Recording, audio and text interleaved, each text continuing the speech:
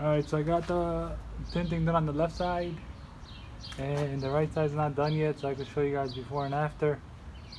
Go ahead, bro. Turn on the lights. So there you go. That one's white.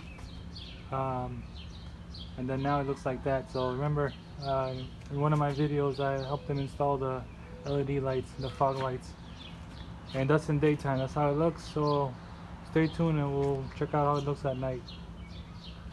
Alright, so both sides are done. Go ahead, turn it on. And that's how it looks right now in daylight. So we will wait until once it gets a little darker. Alright, right back at you. So we got the tint installed on the fog lights. We had the white fog lights, and then we installed this. Pretty bright and it's nice. It's looking good. Let me show you the side view. So it looks. It's not that dark outside, so you don't see it much. But overall, he loves it. I like it too. So yeah, looks good. Thanks for watching.